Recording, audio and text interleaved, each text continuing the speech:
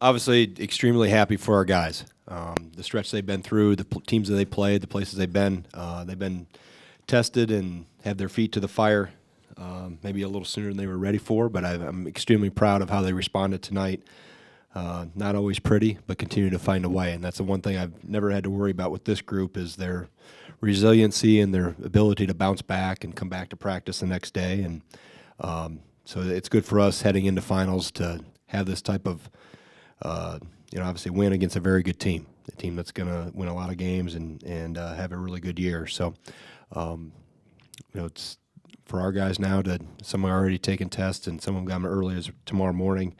It's a good boost because of how we were able to stay resilient and keep fighting and find a way, and had a lot of different guys step up and help in different ways. So with that, I'll take any questions. Jesse. Greg, Brad said that that play where he drew the foul was something you and Joe drew up in the huddle at the end. Is that something you've used before, and what did you anticipate happening in that sequence? Well, we've used it from a standpoint of to try to free up the inbounder to get a better look down the floor, to throw it a little farther so we can relieve the pressure off that. But Joe had said something before we called the last timeout. I took the last timeout more or less because I was a little nervous where we were going to try to throw the ball. I didn't want to throw it away and give it back to them. So I wanted to make sure we were all on the same page. And then as Joe saw something, and I looked at the same thing with the inbounder, how he was playing, and we had options behind that if he didn't run him over, to be able to advance the ball up to people up the floor that were running different routes. So we practiced a few times. It's the first time I've seen it work in a game. And then we got to work on our missed free throws, though, intentional missed free throws. That thing came off a little too hot from where it was supposed to go. So that's one thing we haven't practiced yet is an intentional missed free throw. Jim. Greg, is there any risk in running that play? I mean, you're putting the decision on the referee there.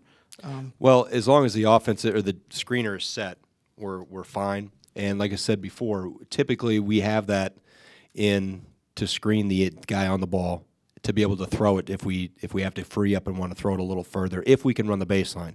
Obviously, it depends on that too. If you're on a stationary spot, you can't screen the guy out of bounds, or the guy on the ball. So, I think there's risk with anything. There's risk if we try to throw it deep too and nobody touches it, and they get the ball back on the baseline with 2 seconds to go. So we were going to take a look at see if we could get the screen. If not, we're going to throw it further up the floor, and Khalil was there to take a couple dribbles and see what type of shot we can get. But I was a little cautious about trying to throw it too deep, and having it go out of bounds and give the ball back to them.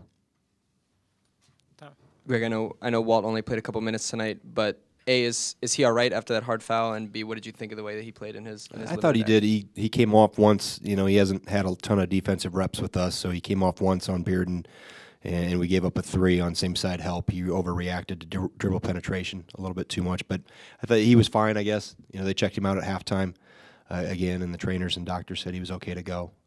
I just felt Brad was, as long as he was fresh, and I was about ready to get him some minutes, and then they made a run.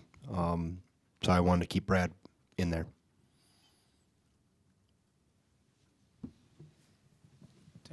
Coach, Aleem had a great first half just as far as being active. He had a block. He had some three-pointers, obviously.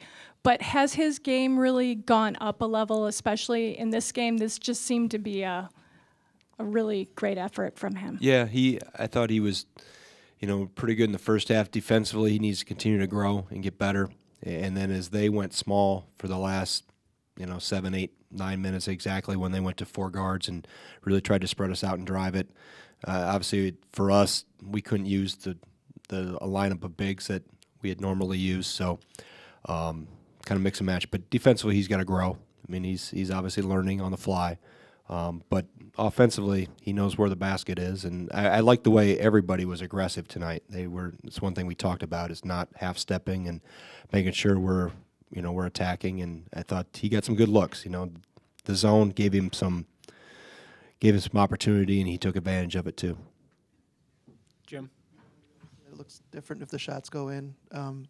if the ball goes in, it makes the offense look a lot better. Right. But did you think you guys shared the ball maybe as well as you have? For the most part, I thought we got a little sticky at times. We kept it on one side. Both halves, we talked about it in huddles, that we felt we got too one side dominant. Specifically early, they were really loading up to the ball towards Ethan, and we needed to do a better job of changing sides. And but we did for the most part. I thought we were pretty unselfish, and 17 assists. That's we're sharing it pretty well. Brian, come back. Greg, how important was it to just finally get practice reps for these guys, especially because you had played so many games in a row, and now you're without Dimitrik and Kobe? It was important, and we need more. We only had 2, and both were relatively short, knowing that we had come off of a longer stretch, and we needed to try to be cognizant of where legs were tonight. But we need a lot more. We need a lot more reps, and we got to get back to drilling that we've not been able to do because of the schedule we've been on. So a lot of things we'll clean up and sharpen up, and the last 2 days were a lot of drills too, just trying to highlight some things we need to be better at.